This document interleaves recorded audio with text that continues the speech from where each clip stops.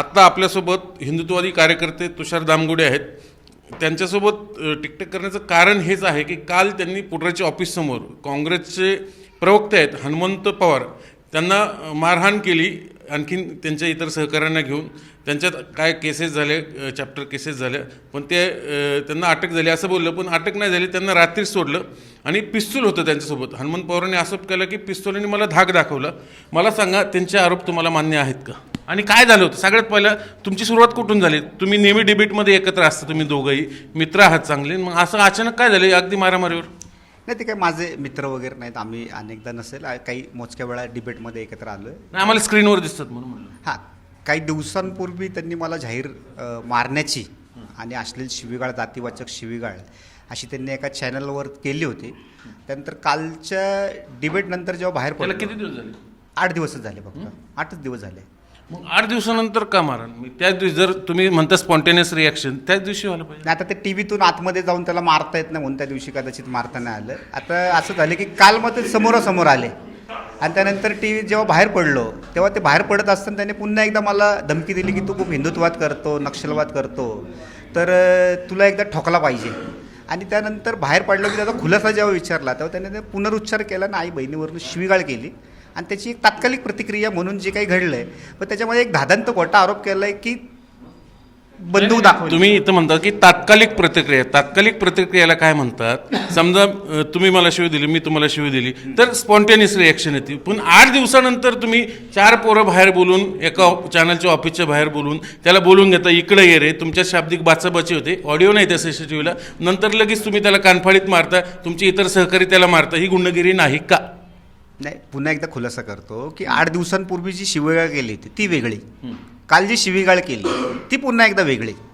आणि काल जेव्हा त्याने जिवे मारण्याची पण धमकी दिली आहे, त्यानंतर माझे सहकारी अनेकदा माझ्यासोबतच असतात. आत्ता या रूममध्ये माझ्या अनेक सहकारी माझ्यासोबत आहेत, त्यांचं माझ्यावरती प्रेम आहे. काल जेव्हा एक कुठला तरी व्यक्ती येऊन जीवे मारण्याची धमकी देतो, ते माझ्या काही मित्रांसाठी असहनीय आहे. माझे बंधूच आहेत आणि त्याच्यातनं ती तात्कालिकच प्रक्रिया आहे. काय त्याच्याकडे मध्ये काय आमच्याजवळ काय तलवार होती का, आम्ही काय पिस्तूल आलं? असं काय? अहो, ते अधिकृत पिस्तूल आहे. 2 प्रकारे, एक स्पोर्ट्स म्हणजे खेळाडूंना मिळणारा आणि एक स्वसंरक्षणासाठी. तर मला जिहादी आणि नक्षलवादी गटांकडून धोका असल्या कारणाने मला एक अधिकृत असलेलं मिळालेलं आहे.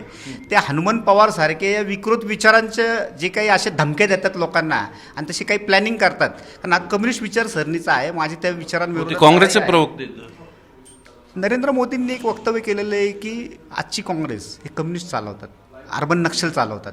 आणि देवेंद्रजी फडणवीस यांनी या भारत जोडो आंदोलन जे काँग्रेसचं होतं त्याच्यामध्ये 46 नक्षलवादी. असं आहे, तुम्ही यापूर्वी नक्षलवाद्यांविरोधात लढता, आम्हाला माहिती. आपली शनिवारवाड्याची ती परिषद असेल तिथपासून आम्ही तुम्हाला ओळखतो. तुमचा लढा नक्षलवाद्याच्या विरोधात, तुम्ही कट्टर हिंदुत्ववादी, पण काँग्रेसला मध्ये घेऊन त्यांच्या प्रवक्त्याला अगदी मारहाण करण्याचं काय कारण आलं? माझं वाक्य पूर्ण करतो. 46 नक्षलवादी संघटना त्याच्यामध्ये सहभागी असलेल्याचं त्यांनी विधानसभेत केलेलं आहे पटलावर. ते अधिकृत विधान आहे, ते काही भाषणातलं विधान नाही आहे. उलट मीडियाने ही जाऊन मुख्यमंत्र्यांना विचारलं पाहिजे की त्या 46 संघटना कुठल्या, हा आरोप कुठल्या बेसवर म्हणतात. त्यांनी तुम्हाला धमकी दिली, शिवेगाळ केली, तुम्ही पोलिसात जाऊ शकलं असतं. मी अनेकदा पोलिसांमध्ये जाऊन तक्रारी करण्याचा माझा मार्ग अवलंबतो. परंतु जेव्हा असे काही घटना घडत असतात त्याच्यामध्ये तात्कालिक जी काही प्रतिक्रिया असते, तर मी काय, मला मारून टाकल्यानंतर पोलीस चौकीत जाऊ शकत नाही.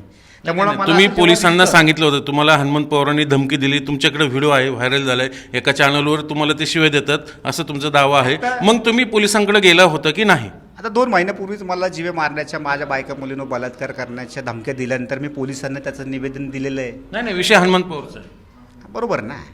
आता तुम्ही मला बोलून दिलं तर मी बोलतो. हां, मग हनुमंत पवारनी आता काय मला मारून टाकण्याची मी वाट बघू आणि मग पोलिसांकडे जाऊ आणि मग पोलीस कारवाई करणार, एवढं मी काही गांधीवादावरती चालणार ना. मी शिवाजी महाराजांचा अनुयायी, मला त्या ठिकाणी जे योग्य वाटलं ते केलं, त्याच्याबद्दल मला अभिमान आहे. पण काल तुम्ही दोघं 1 तास एकत्र एका रूममध्ये, एका स्टुडिओमध्ये होता, त्यावेळेस काय नाही झालं, मग मारून टाकायची भीती कशी आली तुमच्या मनात? कुठं? तोच तर विचार करण्यासारखा मुद्दा आहे की जेव्हा एकत्र आहे त्यांनी आधी शिवीगाळ करून पण मी शांतपणे बसलेलो आहे. पुन्हा एकदा जर बाहेर पडताना तुम्ही मला, कालच्या डिबेटमध्ये तुमच्यात काय झालं होतं शाब्दिक?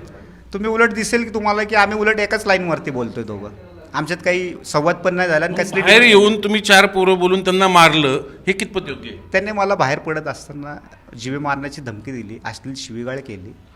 आणि त्यानंतर पुन्हा एकदा त्याच्यावर खुलासा विचारल्यावरती त्याच्यामध्ये जो काही माज आहे, त्याचं सगळ्यांशी बोलण्याची जी पद्धत आहे ॲरोगंट, हां, आणि आता ते गांधीजींचं नाव घ्यायचं आणि ते झाकायला बघायचं, तर हे कदाचित मीडियाला किंवा त्यांच्या नेत्यांना ते कन्व्हिन्स होईल, मला होत नाही. आता पुढं तुमचं पिस्तूल जमा केले पोलिसांनी, तुम्हाला केलेल्या कृत्याचा पश्चाताप वाटतो का नाही? गुंडगिरी नाही केली. मी जाहीरपणे सांगतो, मी जे काही केलं आहे त्याच्याबद्दल अभिमान आहे. त्याच्यामध्ये ते जे काही खोटं बोलत आहेत, ते म्हणतात की कमरेला आहेत, हे एकदा कमरेला लावलं, हे एकदा तू कबूल कर का मी तुला लावलं. जर हे आता कमरेला लावल्यानंतर त्या CCTV फुटेजमध्ये त्याला दिसलं पाहिजे की बाबा मी लावलंय. जर त्याच्यामध्ये दिसलं तर पोलिसांनी योग्य ती कारवाई करावी. जर ते दिसलं नाही, आता कुठे पिस्तूल तुमचं? पोलिसांकडे जमा केलेलं आहे. आणि मी पोलिसांना विनंती करतो की मला अनेक धमक्या येत आहेत, तर त्यांनी माझं पिस्तूल मला ताबडतोब देऊन मला पोलीस संरक्षण असा एक द्यावं. आरोप आहे काँग्रेसच्या CPना की सरकारच्या अटक झाली, तिथं टेबल जमून घेऊन लगेच सोडून दिलं गेलं. हे फेवरिझम नाही का?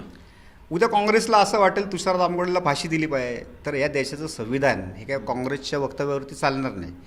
कायद्यामध्ये जे काही प्रावधान असेल त्याप्रमाणेच घडेल की खुनाचा गुन्हा असेल तर खुनाप्रमाणे, या अशा प्रकारचा गुन्हा असेल तर तशा प्रकारे, चोरीचा गुन्हा असेल तर त्या प्रकारे. म्हणजे काँग्रेसला काय वाटतं याच्याऐवजी कायद्याला काय वाटतं ते महत्त्वाचं. त्याच्यामध्ये जे काही करता येणं शक्य होतं ते त्यांनी केलं. आता काय त्याच्यामध्ये उद्या असे अनेक प्रकार घडतात.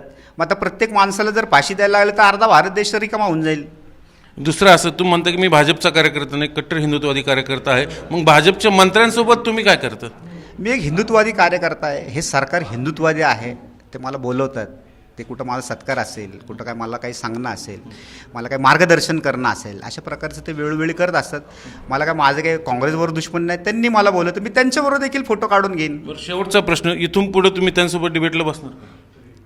मी उलट मीडियाला आवाहन करतो की अशी शिवीगाळ करणारा, धमकी देणारा, जातीवाचक असा काही प्रवक्ता तुम्ही बोलवणार आहात का? आणि समजा तुम्ही तर मारामारी केली, मग तुमचं काय करायचं? माझं काय करायचं म्हणजे जर असं मला कोणी देणार असेल तर मी त्याला परत एकदा मारणार. बोलवायचं का नाही बोलवायचं हा मीडियाचा प्रश्न झाला.